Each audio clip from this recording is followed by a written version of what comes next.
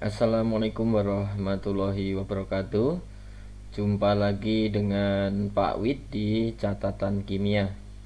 Baik, pada kesempatan kali ini kita akan coba membahas soal pedagogik mata pelajaran kimia untuk persiapan uji pengetahuan PPG dalam jabatan dan persiapan P3K tahun 2021. Baik, langsung saja kita bahas soalnya satu persatu. Soal yang pertama, berdasarkan kompetensi dasar menganalisis proses yang terjadi dan melakukan perhitungan zat atau listrik yang terlibat pada suatu sel volta serta penerapannya dalam kehidupan, maka indikator pencapaian kompetensi atau IPK berikut yang kurang tepat adalah. Baik, untuk menjawab soal ini yang perlu kita lakukan adalah membuat kata kuncinya. Kata kunci yang pertama adalah menganalisis proses yang terjadi. Yang kedua, melakukan perhitungan. Ketiga, penerapan dalam kehidupan sehari-hari, dan tentunya pembahasannya tentang sel volta. Jadi dari jawaban yang ada, A, menganalisis sel volta sesuai kata kunci. Di sini tepat ya. Jadi yang kita cari adalah yang kurang tepat. Yang kedua, menganalisis proses yang terjadi pada suatu sel volta. Jadi menganalisis proses. Di sini ada menganalisis proses. Menghitung juga ada, melakukan perhitungan, mengidentifikasi terjadinya oksidasi dan reduksi. Saya rasa di sini sudah pembahasannya sudah lain.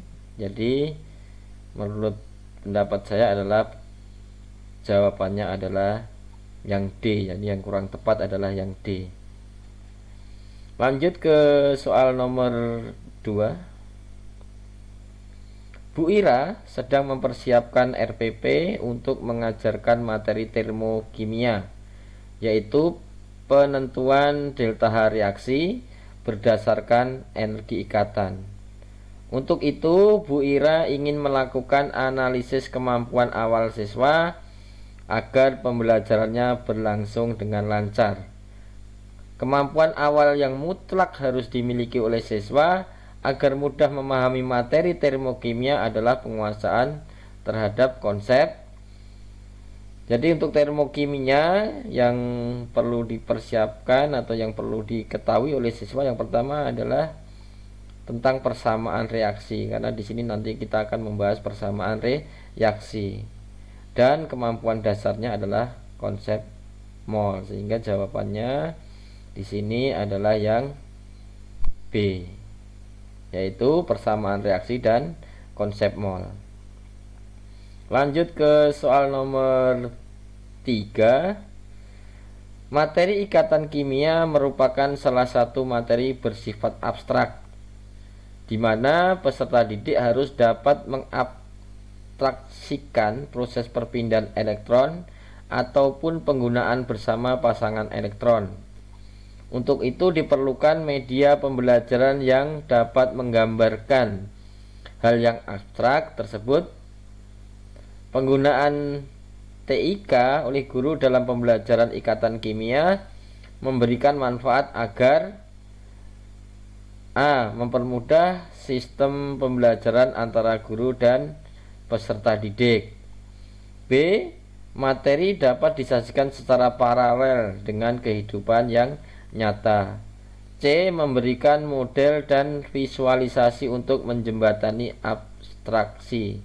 D. siswa dapat menelusuri materi lebih lanjut melalui internet. E. guru lebih mudah dalam memberikan tugas pada peserta didik. Jadi di sini penggunaan TIK yang tepat yaitu agar mudah mempelajari, membuat yang abstrak menjadi real. Jadi untuk menjembatani yang abstrak. Jadi jawabannya adalah C. memberikan model dan visualisasi untuk menjembatani abstraksi. Kita lanjut ke soal nomor 4. Pada pembelajaran kimia di era abad 21, guru perlu sekali menguasai materi pembelajaran dan teknik untuk menyampaikan materi tersebut dengan memperhatikan aspek pedagogik disertai dengan penguasaan teknologi.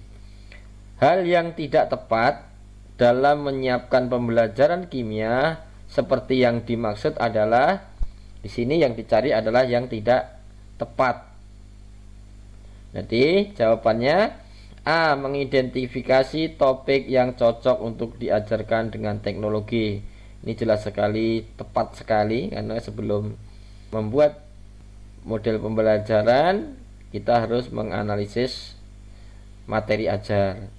B. Mengidentifikasi representasi yang tepat untuk mentransformasi konten. Ini juga tepat. C. Wajib menggunakan pendekatan kooperatif dalam setiap proses pembelajaran.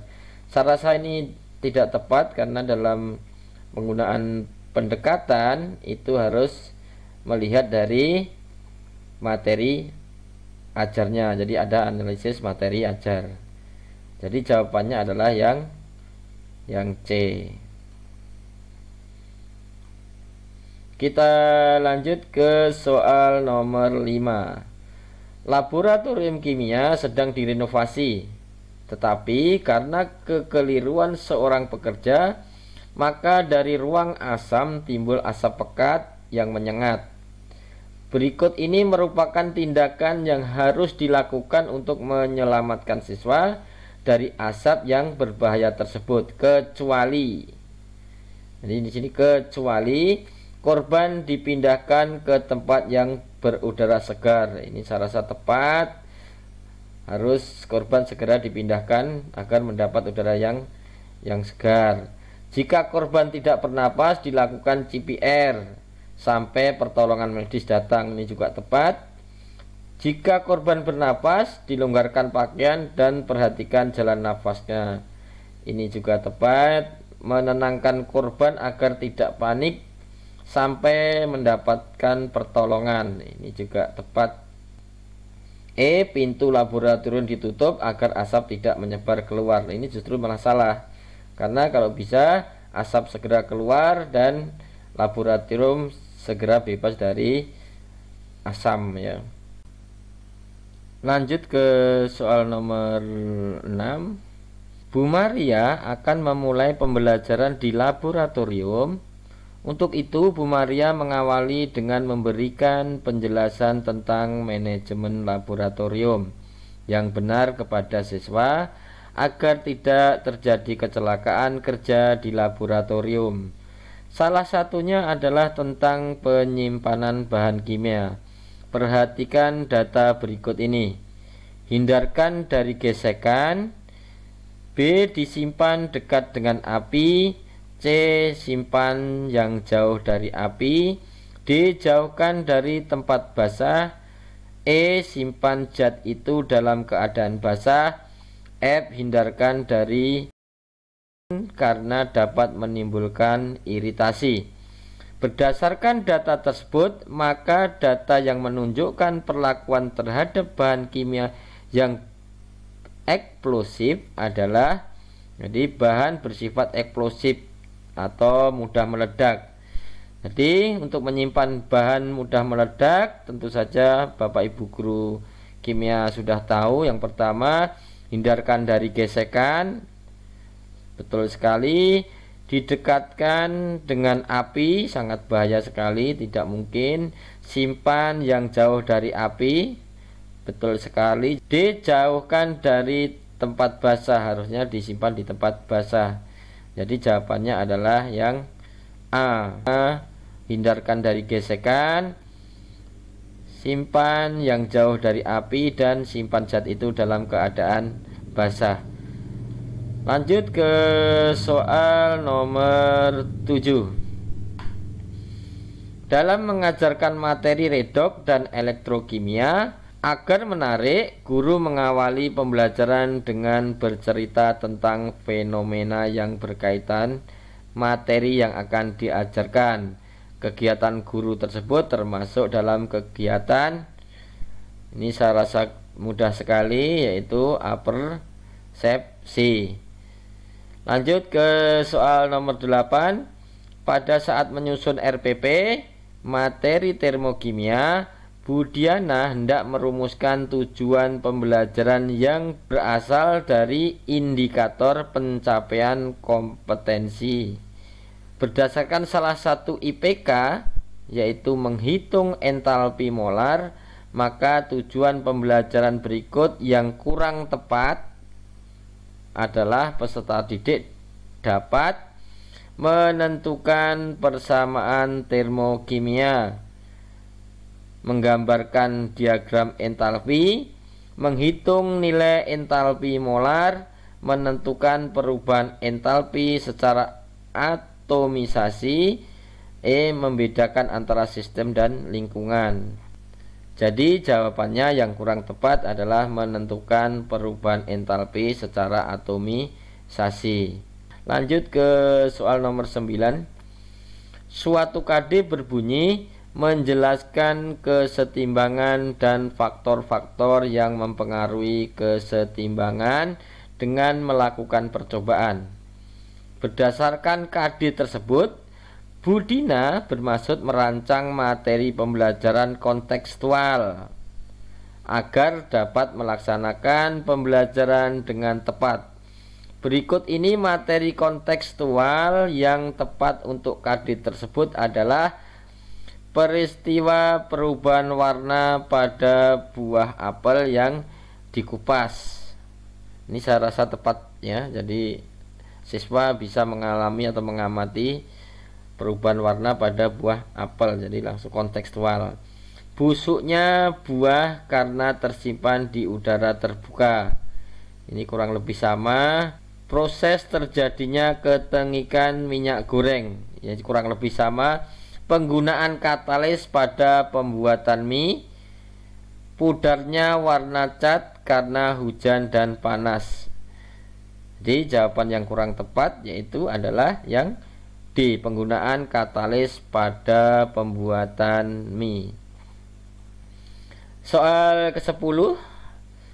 Adanya zat organik dalam air menunjukkan bahwa air tersebut tercemar oleh kotoran manusia, hewan, atau sumber lain. Zat organik merupakan bahan makanan bakteri atau mikroorganisme lainnya. Semakin tinggi kandungan zat organik di dalam air, maka semakin jelas bahwa air tersebut telah tercemar. Berikut ini yang merupakan cara yang tepat untuk mengidentifikasi adanya zat organik dalam air adalah yang A, dioksidasi dengan KMNO4 berlebih dalam keadaan asam dan panas. Sekian pembahasan soal pedagogik bagian pertama. Mudah-mudahan ini bisa membantu dalam persiapan uji pengetahuan PPG Daljab tahun 2021 dan persiapan P3K. Terima kasih. Jika ini bermanfaat, silakan share agar kawan-kawan guru kimia semuanya bisa sama-sama belajar. Jangan lupa like, subscribe, dan komen. Terima kasih. Assalamualaikum warahmatullahi wabarakatuh.